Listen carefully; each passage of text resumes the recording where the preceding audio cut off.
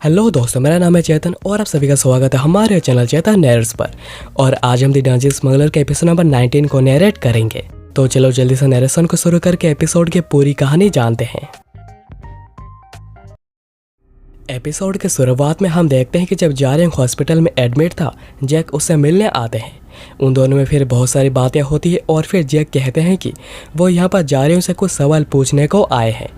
आखिर जारियंग लीगल सियोंग के बेटे के नाम से रजिस्टर क्यों नहीं है और सियोंग का यह हाल होने के बाद उसका ख्याल किसने रखा। जारियंग कहता है कि उसके फादर ने उसे एक सिंगल फादर की तरह उसे बड़ा किया है। ऐसे बहुत से लोग थे जो कि उसके साथ कुछ भी कर सकते थे अगर उन्हें पता चल जाता कि वो सियोंग के बेटे हैं, इसलिए वो अकेला बड़ा हुआ है। जैक फिर पूछते हैं कि क्या उसने डूगा नाविक का नाम सुना है, तो जारियंग कहता है कि नहीं, वो नहीं जानता, आखिर ये है कौन।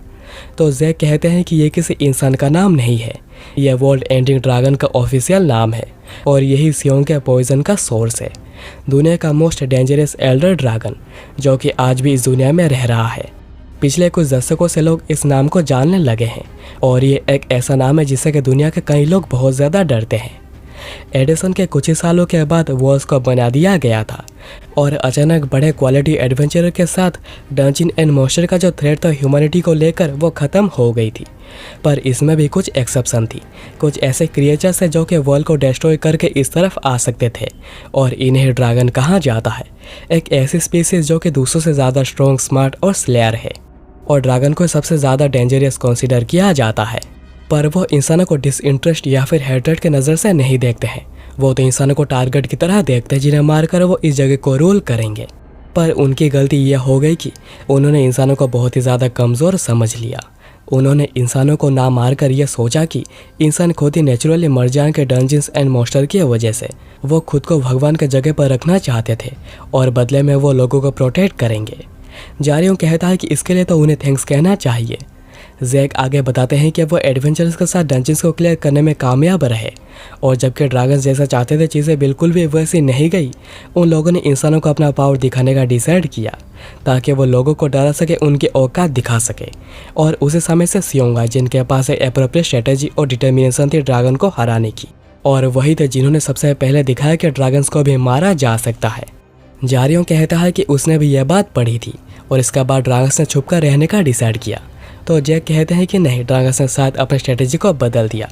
वो स्लाई थे जो कि अपने अपीयरेंस को चेंज कर सकते थे। जब उन्हें समझ में आ गया कि वो इंसानों को बस अपने पावर से हरा नहीं सकते हैं, उन्होंने खुद ही अपीयरेंस को चेंज करके ह्यूमन अपीयरेंस ले लिया और ह्यूमन सोसाइटी में आकर रहने लगे। और ये बात बहुत ही ज़्यादा क्लासिफाइड है, पर वो ये उसे बता रहे क्योंकि वो सियोंग का बेटा है और वो एडवेंचरर बनना चाहता है और डूगा नाविक ड्रैगन्स का एक लीडर है और सियोंग बीमार होने से पहले वो उसी के पीछे पड़े थे। तो अगर आगे जाकर जारियंग डूगा नाविक को हराने में कामयाब रहता है तो वो उससे एक एंटीडोट बना सकता है, और अगर वो ऐसा कुछ करना चाहता है तो उसे ऐसे एडवेंचर बहुत ही ज़्यादा स्ट्रॉन्ग होना पड़ेगा और वो श्योर है कि जारियंग कोई ना कोई रास्ता निकाल लेगा डूगा नाविक को मारने का।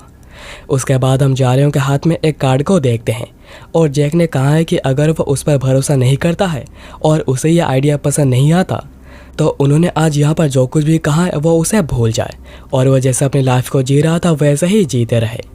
पर जारियंग कहता है कि अगर वो जो कह रहा है वो सच है तो वो कभी इस मौके को जाने नहीं देगा। जैक कहते हैं कि उन्हें भी यह बात पता है पर वो ये सब डिसाइड नहीं कर सकते। उन्होंने पहले भी कहा है कि ड्रैगन्स लाए हैं जो कि सोसाइटी के अंदर घुल मिल कर रहते हैं, वो बिल्कुल छुपे हुए रहते हैं और सही मौके का इंतज़ार करते हैं। अगर उसे पूरी एविडेंस मिल जाती है और वो पूरी दुनिया को बता देता है कि यही ड्रैगन है, पर अगर वो उन्हें पकड़ नहीं पाता तो इसका कोई पॉइंट नहीं रहेगा, क्योंकि एक बार कोई ड्रैगन एक्सपोज हो गया वो जल्दी ही कोई जगह ढूंढकर वहाँ पर छुप जाएगा और अपनी अपीयरेंस बदल लेगा।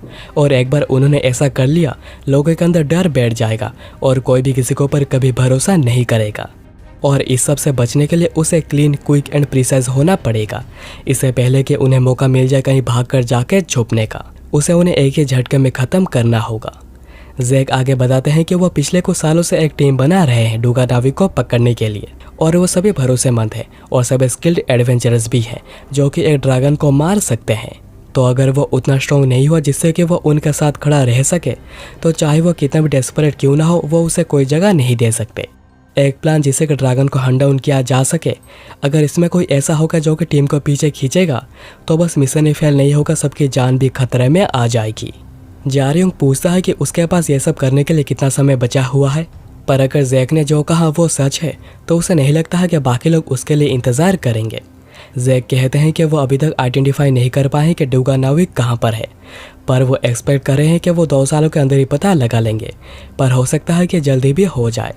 और जैसे कि जारयोंग ने कहा वो उसका इंतज़ार नहीं करेंगे और उन्हें कोई फ़र्क नहीं पड़ता है कि जारयोंग उनके बारे में क्या सोचता है। अगर वो उनके ऊपर भरोसा नहीं करता है तो वो उनसे दोबारा नहीं मिल सकता है, वो कुछ भी नहीं सोचेंगे। पर जैक जाने से पहले ये प्रॉमिस करते हैं कि उन्हें फ़र्क नहीं पड़ता है कि जारयोंग उन्हें ज्वाइन करता है या नहीं, पर वह डूगा नाविक को ख़त्म कर ही रहेंगे। और अब ये सब कुछ सुनने के बाद जारयोंग बहुत ही ज़्यादा एक्साइटेड हो गया था और सोच रहा था कि क्या उसके फादर सच में ठीक हो सकते हैं। और अभी जारयोंग की मेन चिंता ये है कि वो रीमेज लेने में पार्टिसिपेट कर भी पाएगा या नहीं, पर वो सोचता है कि वो ये करके दिखाएगा चाहे कुछ भी क्यों ना हो जाए। जारयोंग इतने दिनों तक बिना किसी होप के इंतज़ार कर रहा था और अब उसके पास मौका है कुछ करके दिखाने का। और अपने पूरे लाइफ में उसे पहली बार ऐसा लग रहा है जैसे उसके अंदर आग उबल रही है और जारयोंग बड़ा एक्साइटेड भी हो गया है। उसके बाद वहाँ पर नर्स आती है और पूछती है कि उसका दर्द अभी कैसा है, उसे और कहाँ पर दर्द हो रहा है। तो जारयोंग बताता है कि उसके मसल्स में थोड़ी पेन हो रही है। नर्स कहती है कि डॉक्टर उसे आकर सब कुछ डिटेल में बता देंगे, पर उसे कुछ दिनों तक ऐसा ही दर्द होता रहेगा क्योंकि उन्हें उसके हाथ को ऊपर से नीचे तक पूरा वापस से बनाना पड़ा है। जारयोंग पूछता है कि क्या उन्होंने रीबिल्ड किया था, तो नर्स बताती है कि जब जारयोंग को हॉस्पिटल में लाया गया था उसके हाथ की कंडीशन बहुत ही ज़्यादा खराब थी, बस एक गलत मूव और उन्हें जारयोंग का हाथ काटना भी पड़ सकता था, पर जैक के स्किल्स की वजह से वो उसके हाथ को रीबिल्ड कर पाए हैं। जारयोंग फिर पूछता है कि उसका साथ जो दोस्त था उसका क्या हुआ, तो नर्स बताती है कि सियोक जिस दिन यहाँ पर एडमिट हुआ था उसी दिन वो यहाँ से वापस चला गया है क्योंकि उसकी रिकवरी रेट बहुत ही ज़्यादा इनक्रेडिबल है। यह सुनकर जारयोंग सोचने लगता है कि आखिर मैं यहाँ पर कितने दिनों से एडमिट हूँ। नर्स फिर जारयोंग के साथ एक सेल्फी लेती है क्योंकि वो इतना फेमस जो हो गया है। जारयोंग पूछता है कि क्या वो अभी यहाँ से जा सकता है, तो नर्स कहती है कि हाँ वो जा तो सकता है, पर अगर वो मेन डोर से गया तो उसके लिए प्रॉब्लम हो सकती है क्योंकि हॉस्पिटल पूरा रिपोर्टर से भरा हुआ है, सभी उसके साथ ही एक इंटरव्यू करना चाहते हैं। जारयोंग समझ नहीं पाता और पूछता है कि आखिर रिपोर्टर्स यहाँ पर क्यों आए हैं, तो नर्स उसे उसका वीडियो दिखाती है और कहती है कि वो दोनों अगर ना होते तो कैजुअलिटी 100 के ऊपर हो जाती। तो सभी लोग ये जानने के लिए क्यूरियस है कि आखिर ये दोनों है कौन और वो लास्ट कुछ दिनों से लगातार यहाँ पर आ रहे हैं। उसके बाद नर्स उसे एक थैला देती है जिसमें लिखा था कि अगर तुम अपनी आइडेंटिटी रिवील करना नहीं चाहते तो इसका यूज़ करो और हॉस्पिटल से बाहर आ जाओ।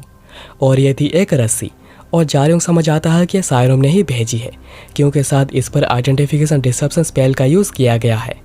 और फिर वो उसी रस्सी का यूज़ करके हॉस्पिटल से बाहर आ जाता है और नर्स उसे फ़ोटो की चिंता करने को मना करती है। एक बार वो फेमस हो गया उसके बाद वो इसे पोस्ट कर देगी। उसके बाद जारयोंग आकर सायरोम से मिलता है उसके गाड़ी में। जारयोंग यहाँ पर एक बैग को देखकर पूछता है कि ये क्या है, क्या वो शॉपिंग पर गई थी, तो सायरोम बताती है कि इसमें उसके लिए कुछ कपड़े और जूते हैं, पर उसे पता नहीं है कि ठीक होंगे भी या नहीं, और उसका जो फ़ोन भी था वो भी शायद नहीं होगा, तो वो उसके लिए एक नया फ़ोन भी लेकर आई है। इससे जारयोंग बहुत ही ज़्यादा इमोशनल हो गया था और एक क्यूट सा लुक देता है। सायरोम फिर उसे कहती है कि उसे समझ में नहीं आ रहा एक ऐसा एक्सीडेंट उसके सामने होना और फिर उसने ऐसे मॉन्स्टर को हरा भी दिया। तो जारयोंग कहता है कि मेरी लाइफ पूरे एक्सीडेंट और इंसिडेंट से भरी हुई है, पर अब हम लोग कहाँ पर जा रहे हैं। मैं सोच रहा था कि आज मैं पूरा रेस्ट करूँगा। तो सायरोम कहती है कि उसके पास और कोई चॉइस नहीं थी, उनके पास बस आज ही का ही समय है। अगर उसे अपने कपड़ों के प्रॉपर मेजरमेंट्स चाहिए तो उसे आज ही जाना पड़ेगा। तो जारयोंग कहता है ये तो रहे मेरे कपड़े। तो सायरोम कहती है कि वो इन कपड़ों की बात नहीं कर रही, वो उन कपड़ों की बात कर रही है जो कि वो एज ए एडवेंचरर पहनेगा, यानी वो आर्मर की बात कर रही है।